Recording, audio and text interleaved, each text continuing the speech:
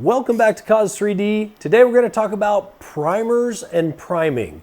And the one thing that I have to say is not all primers are created equal. And today I'm going to share with you my absolute favorite primer that I use on almost every single project that you see me do here in the shop. And that is the Upol 2x Coverage Primer. So let's get into why each one of these has a different specific purpose, and the ones that I like and the ones that I don't like. Let's jump into it. Thank you so much for supporting our channel. Make sure that you hit that like button down below, subscribe, leave a comment, because it's those things that help support this channel for free and let us do more content for you. So as I said in the intro, not all primers are created equal. And I'm going to go over just some very basic, broad things about these primers that make some of these very unique and some of them not so good. So let's just jump right in. And Rustoleum makes a good automotive primer when you're finishing your 3D prints.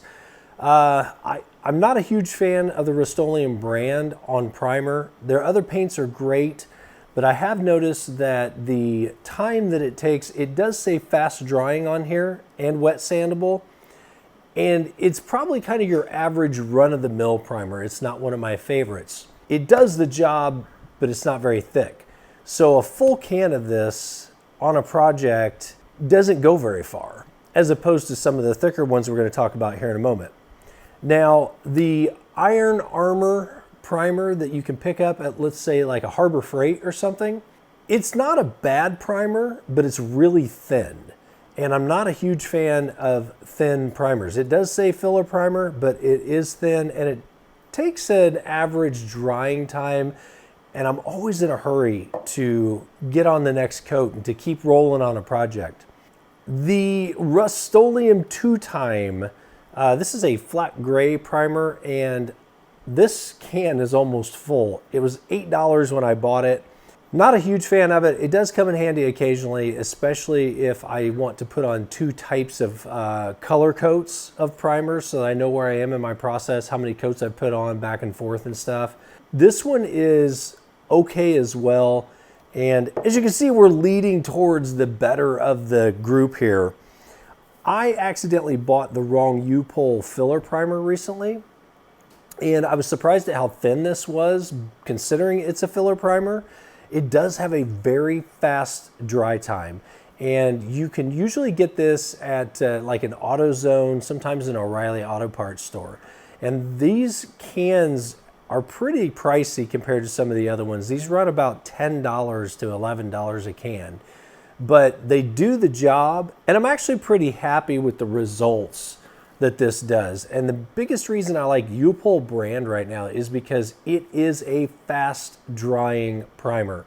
Most of the time you can spray on a coat, 5-10 minutes later, especially if you sit it out in front of a fan or something, you can go with your second coat and you can just keep repeating this, as opposed to the Rustoleum tends to take a longer curing time, and I don't have time to wait often on this kind of stuff. I'm hitting it with coat after coat after coat of primer. But let's talk about, in my opinion, the best Rattle can primer that I've come across so far. And I buy this stuff by the case now. And it is the Upol Expert Sandable Primer. It's actually not a filler primer, but it's thicker than the Upol filler primer for some reason, for whatever reason. And it could be the batch that I've gotten recently. But this stuff is excellent. It's got the 2x coverage, so it does come out very quickly, and it's really thick. And I'm not gonna say I don't have runs and drips with this, but you can spray this stuff on really thick. And that's a must when I'm sitting here working on a project. I want to get a couple coats on as quick as possible. I may let it sit overnight, but then the next morning I'm out here again. I'm hitting it with a coat, in the morning, a coat at lunch when I'm home for lunch. And then in the evening when I get out here, I want to be able to start working on my project right away.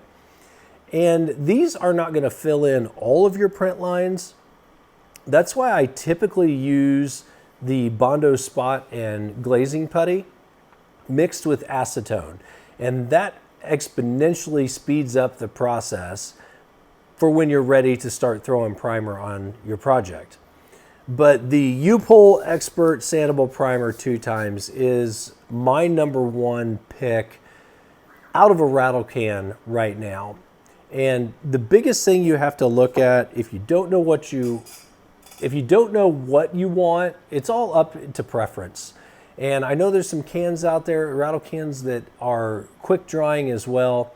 But I've found that these Upol brands it's just a better primer overall.